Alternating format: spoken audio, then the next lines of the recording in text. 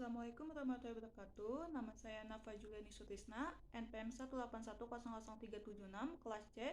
Saya akan mempresentasikan perbandingan hukum perdata. Yang pertama, buku perbandingan hukum perdata menurut Dr. Haji Salim dan Erli Septiani Nurbani.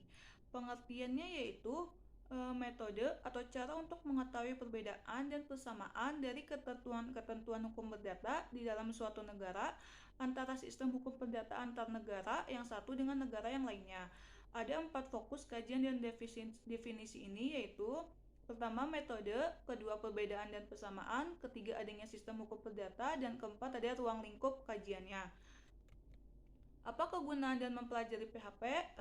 Kegunaan dan manfaatnya itu menurut Dr. Salim, manfaatnya ada dua, ada teoritis sama praktis. Kalau teoritis itu satu, penting dalam kerangka pengembang mata kuliah PHP itu sendiri. Kedua, penting dalam kerangka proses pembelajaran dalam mata kuliah PHP. Karena selama ini proses dalam mata kuliah perbandingan hukum perdata ini hanya membandingkan sistem hukum yang berlaku di Indonesia saja, seperti perbandingan hukum perdata dengan hukum Islam dan hukum adat. Ketiga, penting dalam rangka menganalisis perbedaan dan persamaan hukum kontrak dan hukum perkawinan yang berlaku di negara lain. Terus manfaat praktis yaitu satu, penting kerangka penyusunan rancangan kitab undang-undang hukum perdata nasional. Dua, penting dalam kerangka proses penemuan dan penerapan hukum oleh hakim di dalam putusannya. Apakah PHP ilmu atau metode? Perbandingan hukum perdata merupakan metode seperti yang sudah dipaparkan dalam definisi perbandingan hukum perdata itu sendiri, yaitu metode untuk mengetahui perbedaan dan persamaan dari ketentuan-ketentuan hukum perdata yang berlaku di dalam suatu negara. Apakah ruang lingkup PHP? Ruang lingkup PHP menurut Dr. Salim itu ada dua. Yang pertama, kajian terhadap perbandingan hukum perdata yang berlaku dalam suatu negara. Perbandingan hukum perdata yang berlaku dalam suatu negara itu difokuskan untuk menganalisis atau mengkaji tentang perbedaan dan persamaan antara sistem hukum perdata yang berlaku di dalam negara yang bersangkutan. Kedua, itu kajian terhadap perbandingan hukum perdata yang berlaku antara negara yang satu dengan negara yang lainnya.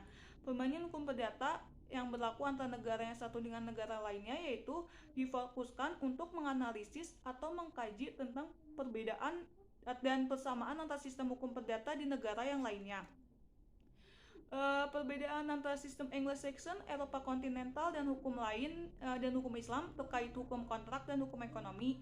Syarat sahnya kontrak itu yang pertama di negara Amerika, yang pertama ada offer and acceptance, kedua ada meeting of mind, ketiga ada considerant, keempat ada competent parties, kelima ada legal subject matter.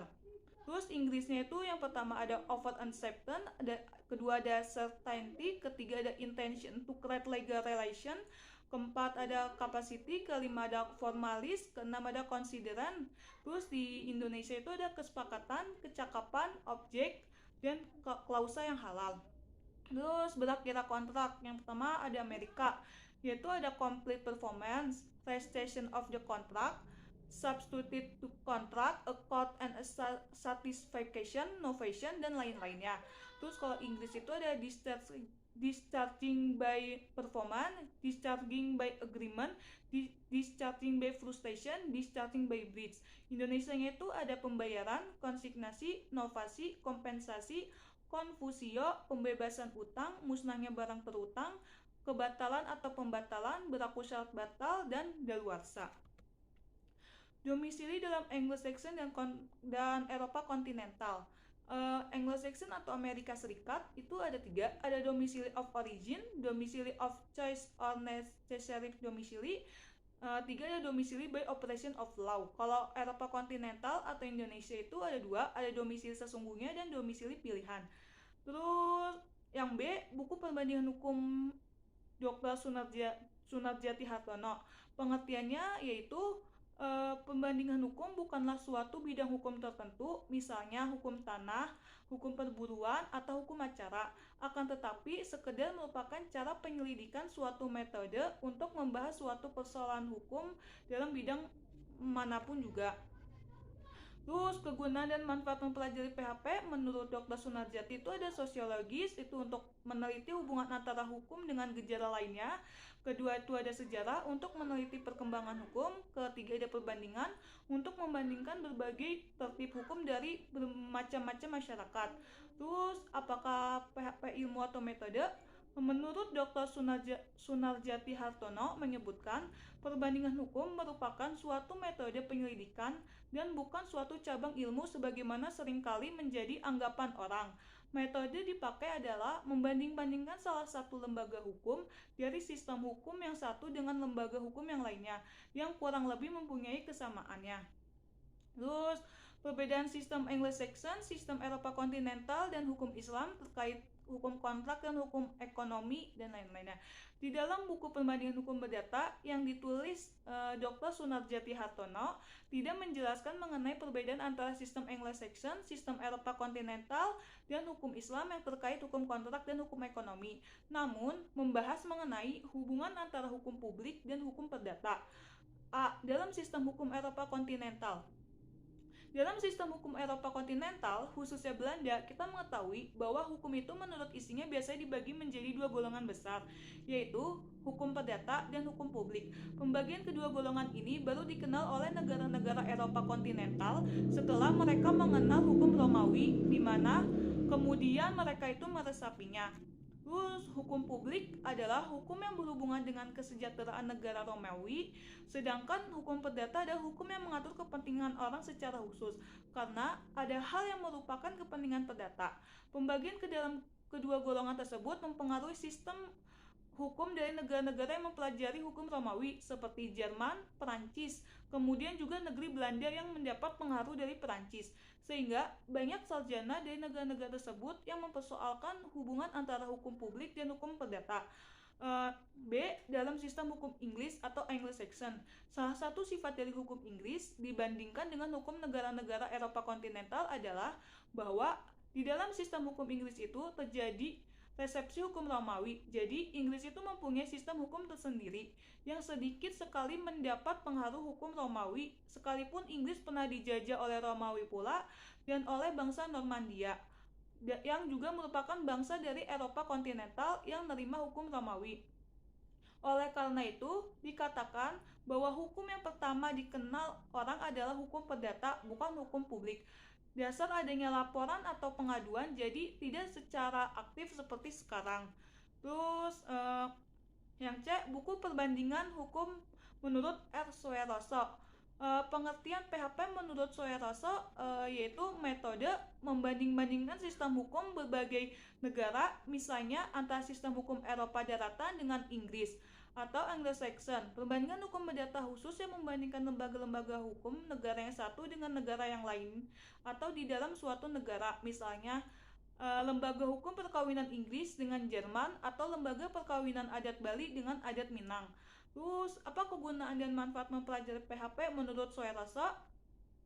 Kegunaan perbandingan hukumnya yaitu dari satu, unifikasi, yaitu sejak semula kegunaan perbandingan hukum itu dikaitkan dengan usaha-usaha unifikasi hukum, baik unifikasi nasional maupun regional dan internasional. Contoh unifikasi nasional itu ada Kode Sivil Uni Soviet yang diambil dari BGB Jerman. Terus contoh unifikasi regional itu terdapat mengenai unifikasi di negara-negara Skandinavia di lapangan hukum dagang dan hukum kontrak. Terus contoh unifikasi internasional yaitu ada cek, wesel, oktroy, hak cipta, pos, dan telegram dan lain-lain. Terus kedua ada harmonisasi hukum. Contoh daripada harmonisasi hukum adalah pasaran bersama Eropa di 6 negara Eropa. Menurut pasal 54 PBE tersebut, Dewan Menteri PBE dapat menentukan pedoman dan tunjuk untuk mengkoordinasi jaminan-jaminan yang diharapkan dari persoalan-persoalan dagang untuk melindungi kepentingan-kepentingan orang yang mengambil bagian dalam persoalan tersebut maupun kepentingan-kepentingan dari pihak ketiga. 3. Ada pembaruan hukum, yaitu dengan melakukannya perbandingan hukum, kita dapat memperdalam hukum itu sendiri, karena kita dapat meneliti secara objektif kelebihan dan kekurangan hukum kita sendiri, sehingga kita melihat kemungkinan pengaturan problema-problema sosial. 4. Ada penentuan asas-asas umum dari hukum, yaitu perbandingan hukum berguna pula bagi para hakim dan pengadilan-pengadilan internasional dalam usaha yang menentukan the general principles of law yang merupakan sumber penting dari hukum publik internasional. 5. Ada ilmu pembantu hukum perdata internasional. Karena hukum perdata internasional hanya dapat bekerja dengan baik apabila disertai dan dibantu oleh perbandingan hukum, maka perbandingan hukum merupakan ilmu pembantu daripada hukum perdata internasional. Terus keenam, ada pendidikan penasihat juridis. Dalam hubungan internasional, misalnya pembuatan traktat-traktat diperlukan pengetahuan tentang hukum negara lain. Tanpa pengetahuan ini akan dihadapi banyak kesulitan. Di sini diperlukan pendidikan penasihat-penasihat juridis dalam lembaga-lembaga perdagangan internasional dan pada kedutaan-kedutaan. Fungsi ini dibagi dalam 4, ada fungsi perbandingan hukum bagi pengembangan ilmu hukum di Indonesia, 2 fungsi perbandingan hukum bagi praktik dan pembinaan hukum, 3 fungsi pembandingan hukum bagi perencanaan hukum, 4 fungsi perbandingan hukum bagi pendidikan di fakultas hukum. Apakah PHP ilmu atau metode? Menurut Suarso, bahwa pembandingan hukum adalah suatu cabang ilmu pengetahuan hukum yang menggunakan metode perbandingan dalam rangka mencari jawaban yang tepat atau problema hukum yang konkret. Ruang lingkup PHP menurut Suarso itu ada 3. Yang pertama, pengertian dasar daripada perbandingan hukum perdata yang mencakup segala segi perbandingan hukum perdata. Misalnya, apakah perbandingan hukum itu, apakah tujuan perbandingan hukum perdata itu, dan sebagainya. Kedua, perbandingan hukum perdata secara umum yang membandingkan sistem-sistem hukum berbagai negara, misalnya antara sistem hukum Eropa daratan dengan Inggris atau Anglo-Saxon. 3. Perbandingan hukum perdata khusus yang membandingkan lembaga-lembaga hukum negara yang satu dengan negara yang lain atau di dalam suatu negara, misalnya antara lembaga hukum perkawinan Inggris dengan Jerman atau lembaga perkawinan adat Bali dengan adat Minang. Terus bagian perbedaan antara sistem Anglo-Saxon Eropa kontinental dan hukum Islam terkait hukum kontrak dan hukum ekonomi menurut Suarso. A. Sistem hukum Inggris. Dalam sejarahnya, sistem hukum Inggris ini dapat diuraikan sebagai berikut. Sistem hukum Inggris ini disebut sistem Anglo-Saxon, yang kemudian dikenal dengan sistem Anglo-Saxon Amerika. Sistem ini mulai berkembang pada abad 11, yang sering disebut juga common law atau unwritten law. Sebagai unwritten law, ia hanya dapat dibenarkan sebagai karena di samping hukum tak tertulis, Inggris itu juga mempunyai hukum tertulis yang dibuat oleh parlemen. Dalam perkembangannya sistem hukum Inggris ini melandasi hukum di Amerika Utara dan di beberapa negara Asia yang termasuk negara-negara persemakmuran Inggris dan Australia.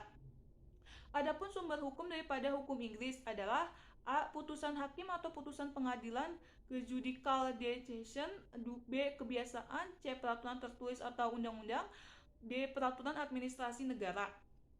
Terus putusan-putusan hakim jurisprudensi mewujudkan kepastian hukum, sehingga prinsip-prinsip dan kaidah hukum terbentuk dan menjadi kaidah yang mengikat umum. Di samping putusan hakim diakui juga kebiasaan, peraturan tertulis, undang-undang, dan peraturan administrasi negara. Walaupun banyak landasan bagi terbentuknya kebiasaan dan peraturan tertulis itu berasal dari putusan-putusan di dalam pengadilan sumber hukum tersebut, tidak tersusun secara sistematik dan hierarki tertentu seperti pada sistem hukum Eropa kontinental. Terus yang B, sistem hukum Romawi Jerman atau Eropa kontinental. Sistem hukum Eropa kontinental sering juga disebut sistem hukum Romawi Jerman atau civil law. Asal mulanya sistem ini adalah dari kodifikasi hukum yang berlaku di Kekaisaran Romawi pada masa pemerintahan Kaisar Justinianus abad 5 sebelum Masehi. Terus peraturan-peraturan hukumnya merupakan kumpulan dari berbagai kaidah hukum yang ada sebelum masa Justinianus. Kumpulan peraturan-peraturan tersebut kemudian disebut Corpus Juris Civil. Dalam berkembangnya, prinsip-prinsip hukum yang terdapat pada Corpus Juris Civil itu dijadikan dasar perumusan dan kodifikasi hukum di negara-negara Eropa kontinental seperti Jerman, Belanda, Perancis, dan Italia. Juga Amerika Latin dan Asia, termasuk negara Indonesia pada masa penjajahan pemerintahan Belanda. Mengenai konsepsi sistem hukum Romawi Jerman dapat dikatakan berbeda dengan sistem hukum Inggris.